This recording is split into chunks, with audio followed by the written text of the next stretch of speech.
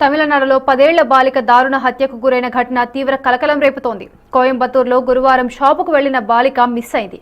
ఆ మరుసటి రోజే ఓ చెరువులో బాలిక మృతదేహాన్ని గుర్తించారు పోలీసులు. అయితే ఓ వ్యక్తి బాలికను బైక్పై తీసుకువెళ్లినట్లు విచారణలో తేలింది. దీంతో కార్తీక్, మోహన్ రాజ్ అనే ఇద్దరు నిందితులను అరెస్ట్ చేసి విచారిస్తున్నారు పోలీసులు.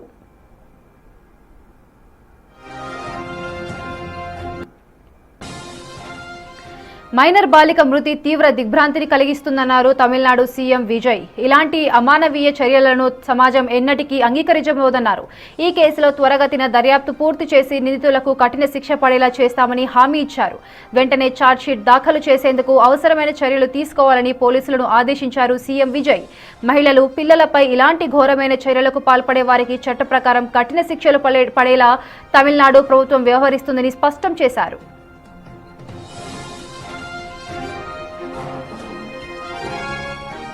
విజయ్ ప్రభుత్వంపై తీవ్ర విమర్శలు గుప్పించింది డీఎంకే. కొత్త ప్రభుత్వం అధికారంలోకి వచ్చిన 12 రోజుల్లోనే రాష్ట్రంలో నేరాల గ్రాఫ్ పెరిగిందని ఆరోపించింది. ఈ ఘటన రాష్ట్రంలోని శాంతి భద్రతలపై తీవ్ర సందేహాలను రేకెత్తిస్తుందని ఉదయనిధి స్టాలిన్ అన్నారు.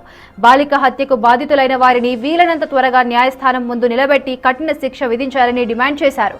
మహిళలకు భద్రత కల్పిస్తామని హామీ ఇచ్చి విజయ్ అధికారంలోకి వచ్చారని, ఇప్పుడు వారికి భద్రత ఎక్కడుందని ప్రశ్నించారు ఉదయనిధి.